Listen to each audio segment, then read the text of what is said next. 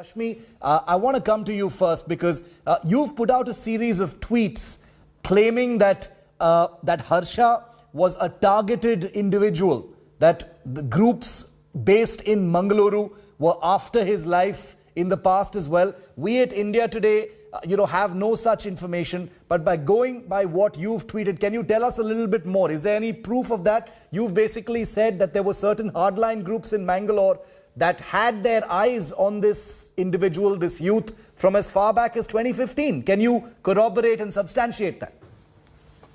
Yeah, I can actually. So there's a Facebook page by the name of Mangalore Muslims, which as of, I think, an hour ago was still up and active and visible to everybody.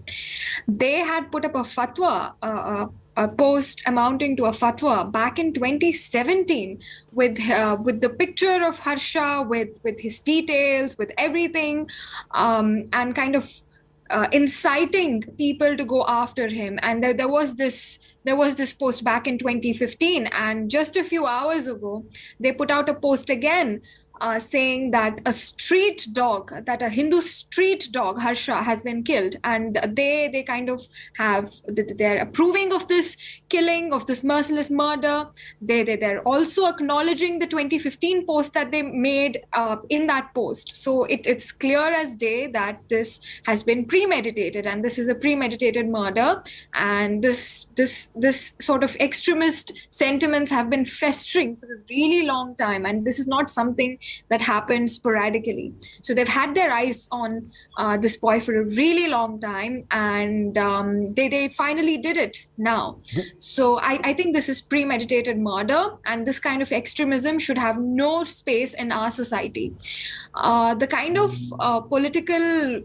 I'll come to the politics in a moment, Rashmi, but do you believe, because the Bombay government says that there is no visible link with the hijab protests that have been happening? We do know that, and we have pictures. We'll put those pictures on your screen. As I'm talking, we'll show those pictures of young Harsha at one of those protests on February the 7th, if I'm not mistaken, at the Sahyadri College, which was, on the day when the violent protests actually took place in the state. Let me put out that picture of this young man at those protests. He even posted that on Facebook. With everything that you've seen, Rashmi, before I go to the politicians, do you believe this murder had something to do with Harsha being involved in those protests, or was there something bigger?